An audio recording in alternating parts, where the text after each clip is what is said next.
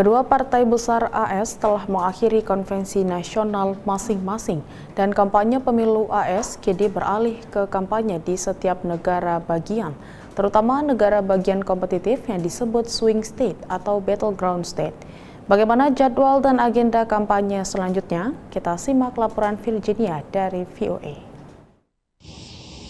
Pemirsa, persaingan merebut Gedung Putih memasuki fase baru setelah kedua partai politik terbesar di Amerika Serikat, Partai Republik dan Partai Demokrat, menyelesaikan konvensi nasional masing-masing partai.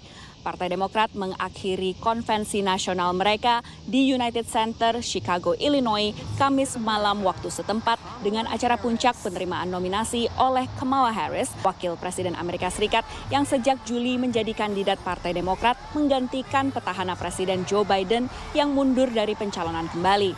Saat menerima resmi pencalonannya, Harris menekankan visi pemerintahnya ke depan bila terpilih pada November nanti.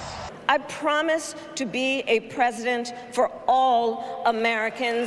You can always trust me to put country above party and self. Analis mencermati konvensi nasional sebuah partai sering digunakan untuk mengkonsolidasi dukungan internal, selain juga merangkul calon pendukung dari luar partai alias masa independen atau bahkan masa partai berseberangan.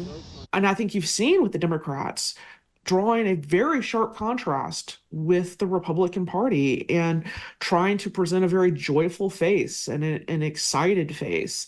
Partai Republik sebelumnya telah melangsungkan konvensi nasional mereka di Milwaukee pada pertengahan Juli dan paslon Partai Republik Donald Trump serta cawapresnya J.D. Vance selama konvensi Partai Demokrat berlangsung di Chicago terus-menerus melakukan kampanye termasuk di sejumlah negara bagian yang suaranya itu diperebutkan serta kompetitif bagi kedua partai. Seperti misalnya, Donald Trump ini berkampanye di Pennsylvania, Michigan, dan North Carolina, sementara cawapres Vance berkampanye di Georgia.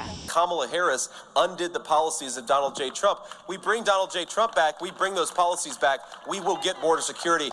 Harris dan Trump akan bertemu langsung dalam debat presiden pada 10 September mendatang yang diadakan oleh stasiun televisi ABC di Philadelphia. Sementara ini agregasi polling nasional yang dihimpun 538.com menunjukkan Harris unggul 47,1% dibandingkan Donald Trump pada 43,7%. Namun perlu diingat, pemilu di Amerika Serikat menganut sistem Electoral College, di mana memenangkan suara mayoritas secara nasional tidak berarti akan terpilih sebagai presiden jika tidak bisa mengamankan 270 dari 538 suara elektoral. Dan polling umumnya menunjukkan selisih tipis dukungan antara kedua capres di negara bagian penentu termasuk yang sempat kami sebutkan tadi.